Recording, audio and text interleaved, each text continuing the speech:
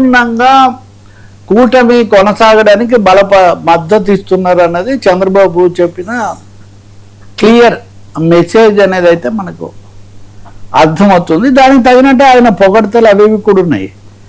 అయితే దీనికి రెండో సైడ్ ఏమంటే ఇంతగా ఎందుకు చెప్పాల్సి వచ్చింది, మనం తర్వాత ఇది పాయింట్ మనం దాంట్లో కవర్ చేయొచ్చు. సార్, చిరంజీవికి టీడీపీ కామెంట్స్ పై ఫైర్. ఎస్, ఎందుకు చంద్రబాబు నాయుడు గారు అంతగా చెప్పాల్సి వచ్చిందంటే నిన్ననే జనసేన నాయకుడు సీనియర్ గాది వెంకటేశ్వర ఆయన మనం మాట్లాడాం, చిరంజీవిని అన్ని అంటుంటే జనసేన వాళ్ళు స్పందించరేంటి, వీళ్ళు స్పందించరేంటి అని.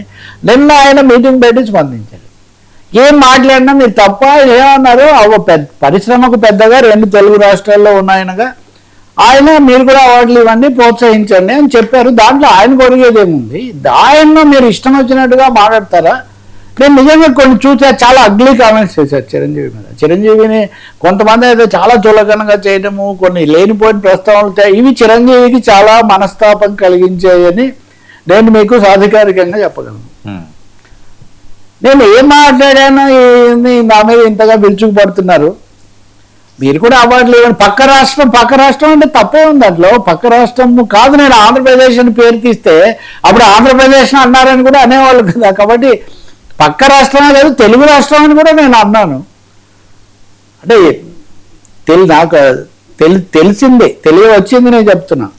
పక్క రాష్ట్రం తెలుగు రాష్ట్రం అన్న తర్వాత ఇందులో తప్పు పట్టాల్సినటువంటి అవసరం ఏముంది? ఏదో ఒక విధంగా తప్పు పట్టి ఏదో ఒక లేనిపోయిన పేచీలు పెట్టి ట్రోల్ చేయడము, దాడులు చేయడము, ఇవన్నీ చేస్తుంటే వాళ్ళకి సంబంధించిన పెద్దలు ఆపకపోవడం అనేది చాలా బాధాకరంగా ఉన్నటువంటి విషయము.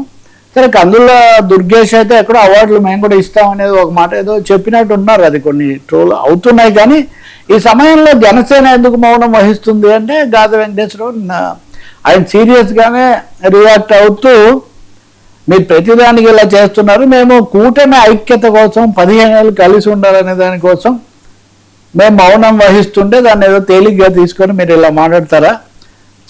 ఫస్ట్ ఏమో చిరంజీవి మాలో అంతర్భాగం అని ఒక మాట అన్నారు. సరే, అంతర్భాగం అనడానికి ఏం లేదు, ఎందుకంటే ఆయన రాజకీయాల్లో ప్రత్యక్షంగా లేదు.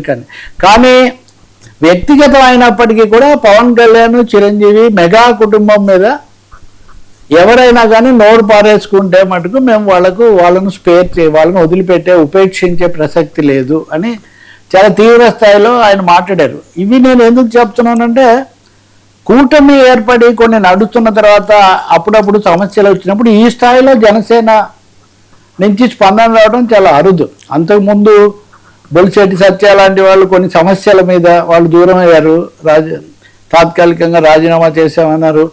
నియోజకవర్గాల్లో సంబంధాలు బాగాలేకపోవడం గురించి బొలిశెట్టి శ్రీనివాస్ లాంటి వాళ్ళు, లేదా అక్కడ ఉత్తరాంధ్రలో కొంతమంది అసంతృప్తి వెలిపుచ్చారు, ఇవి జరిగాయి.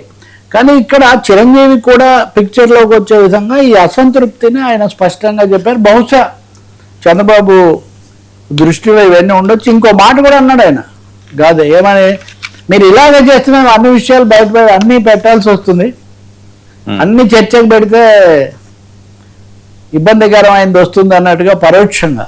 కాబట్టి కొన్ని భరిస్తున్నాం మేము ఐక్యత కోసం. అంటే ఇక్కడ రెండు కనిపిస్తున్నాయి, కొన్ని సమస్యలు ఉన్నాయి, వాటిని సర్దుకోవడానికి ఒక ఇది జరుగుతుంది కసరత్తు. రెండోది పవన్ కళ్యాణ్ మటుకు ఏదేమైనా కలిసి ఉంటేనే మనం జగన్మోహన్ రెడ్డిని, వైసీపీని ఎదుర్కోవాలంటే మటుకు కలిసి ఉంటేనే తప్ప కుదరదు అనే దీంతో ఉన్నాడు. అందుకనే బేషరతుగా మద్దతు ఇస్తున్నారు. అదే ఇక్కడ message. Thank you so much Ravi. ఇది ఈనాటి frankly with Telakapalli. Stay tuned to 99 news.